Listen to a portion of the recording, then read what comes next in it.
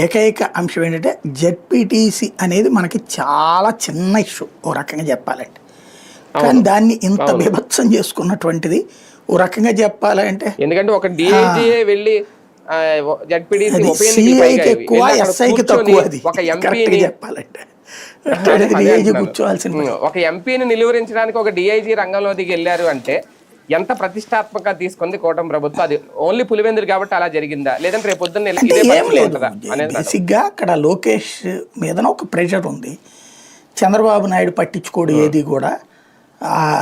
పవర్లో ఉన్నటువంటి సందర్భంలో అవతల వాళ్ళని ఏమి హింసించనివ్వడు, ఇబ్బంది పెట్టనీయడు. అవతల వాళ్ళు రెచ్చిపోతూ ఉంటారంటూ వాళ్ళు పాదయాత్ర సందర్భంలో వీడప్పుడు మాట్లాడుకొచ్చారు. నేను అట్టంటోని కాదు, అంతకంటే మొండిగా ఉంటానని లోకేష్ వాళ్ళకి అప్పుడు అష్యూరెన్స్ ఇచ్చాడు. అది నిరూపించుకోవడంలో భాగమేమో ఇది అనుకుంటున్నాను నేను. కుప్పంలో చంద్రబాబు నాయుడుని అయిపోయింది చూసారా అని వీళ్ళు ప్రచారం చేయగలిగారు కదా ఆ రోజున.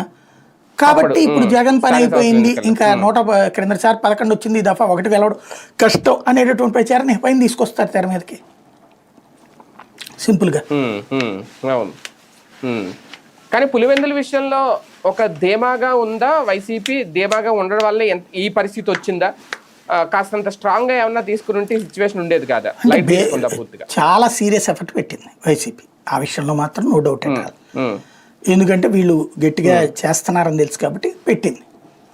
ఫైట్ చేయడంలో ఎక్కడా వెనక్కి